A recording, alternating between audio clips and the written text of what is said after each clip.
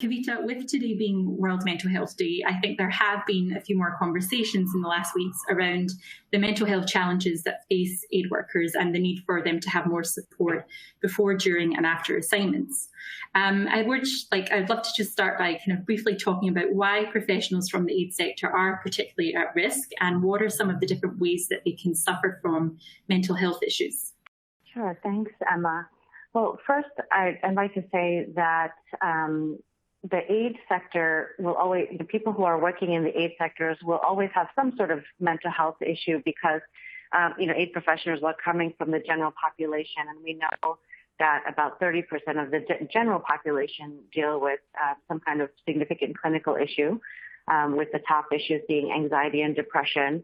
But then beyond that, aid workers work in some of the toughest places imaginable and are working in highly stressful contexts with limited resources and sometimes restriction on movement. And so working in places where there's civil strife or conflict or have been struck by disaster makes people who are working in the aid sector have exposure to acute trauma and to human suffering. And sometimes that exposure comes in the form of direct witnessing human suffering, and sometimes that exposure comes in the form of vicariously witnessing human suffering by reading about stories or reading reports about stories about trauma. And so that exposure raises the risk for those who are working in the field or working with very challenging issues and topics. In addition, when people are operating in areas where there's restriction on movement, that poses additional challenges. So when we have non-family posts, for example, aid workers can be dealing with isolation and that separation from their family. So maintaining their connection to loved ones and their social systems is really important.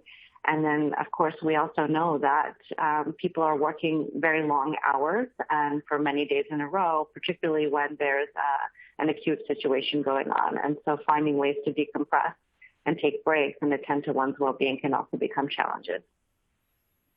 And do you feel that there is a change in attitude towards mental health in the sector? Is there a kind of increasing awareness and understanding of it? I do think that there is an increasing awareness around understanding the importance of attending to mental health.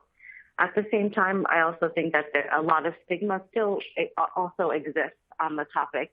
And it feels like over the last decade, there has been increasing awareness about how important it is to attend to well-being. And I think organizations are understanding that it's not really just about having a social event here and there or, a group lunch or something like that or a group activity.